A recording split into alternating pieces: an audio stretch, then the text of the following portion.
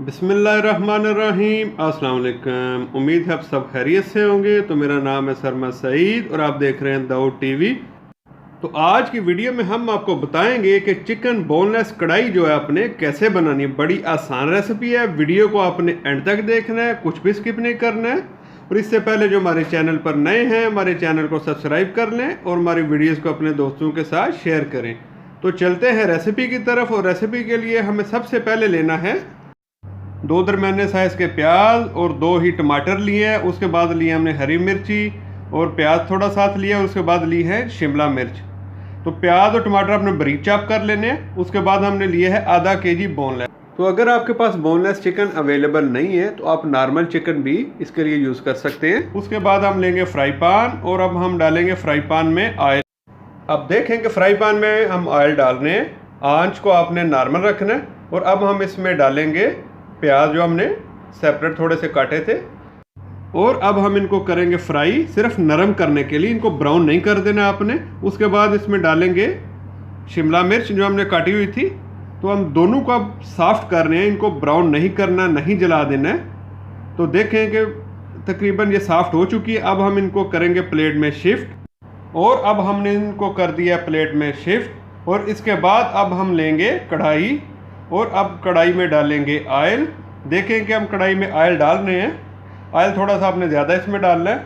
Meet के लिए आपको पता है कि मैं ऑयल ज़्यादा यूज़ करता हूँ। उसके बाद अब हम इसमें डालेंगे प्याज।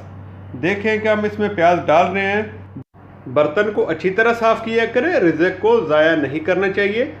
आँच को हमने रखना है नॉर्मल पे। और अब हम इसको प्याज को करेंगे फ्राई कम से कम 5 मिनट तक। हम प्याज को फ्राई कर रहे हैं। देखें कि इसका कलर कैसे चेंज हो रहा है। आपने भी इसकी यही लुक लानी है जैसी ये इसकी लुक आई है। और तकरीबन हमारे 5 मिनट हो चुके हैं और हमारा प्याज जो है गोल्डन कलर का हो चुका है, आप देख रहे हैं। और अब हम इसमें डालेंगे बोनलेस चिकन। कोशिश किया करें, कोशिश करने से ही बंदा सीखता है, कुछ भी मुश्किल नहीं है। और अब हम इस चिकन को करेंगे फ्राई कम से कम 5 मिनट तक। और अब हम इसमें डालेंगे खड़े मसाले, जिनमें 2 मोटी इलायची और 1 दालचीनी का टुकड़ा है। अब हम चिकन को इन खड़े मसालों के साथ फ्राई करेंगे।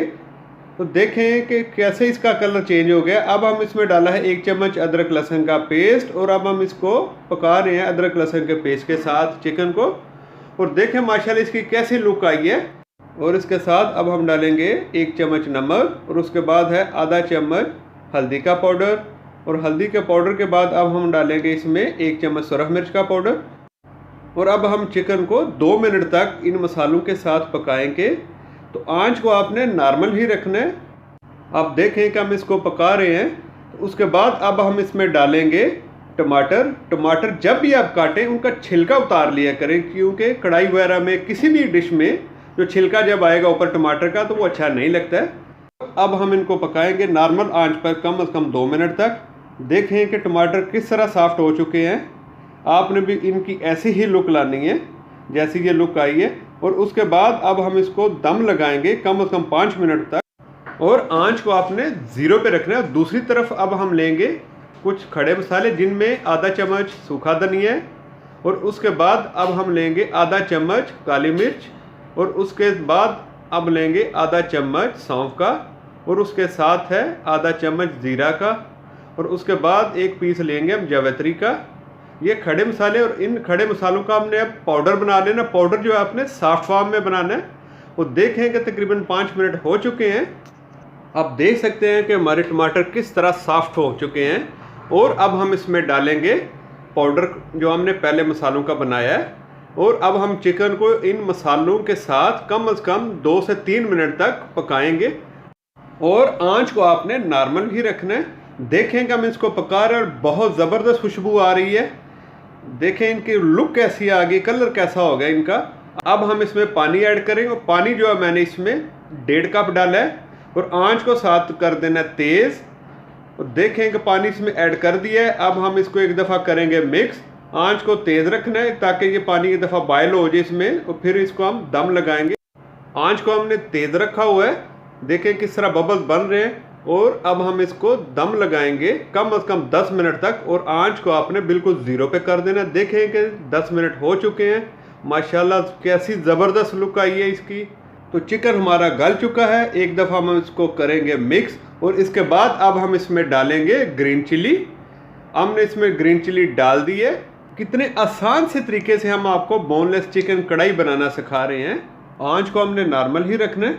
और अब हम इसमें डालेंगे दही। दही आपने 4 चम्मच इसमें डालना है और दही जब आप इसमें डालें उसको पहले अच्छी तरह मिक्स कर लिया करें। और अगर आप दही को मिक्स किए बगैर किसी भी डिश में डालेंगे, हांडी में डालेंगे, तो वो दाने दाने बन जाएंगे।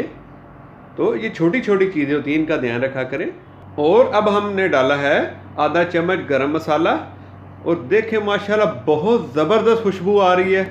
और इसके बाद अब हम इसमें डालेंगे प्याज और शिमला मिर्च जो पहले हमने नरम की थी, फ्राई की थी। और अब हम इसको पका रहे हैं, आंच को हमने नॉर्मल रखना है। और इसके बाद अब हम डालेंगे इसमें आधा चम्मच कसूरी मेथी। मेरे को इसकी खुशबू और टेस्ट बहुत अच्छा लगता है, अगर आपको पसंद नहीं है तो आप स्किप कर सकते हैं। और अब हम इसको करेंगे मिक्स। पानी भी काफ़ी ड्राई हो चुका है, जितनी हमें ग्रेवी चाहिए थी उतनी बन चुकी है। तो लीजिए हमारी बोनलेस चिकन कढ़ाई हो चुकी है तैयार।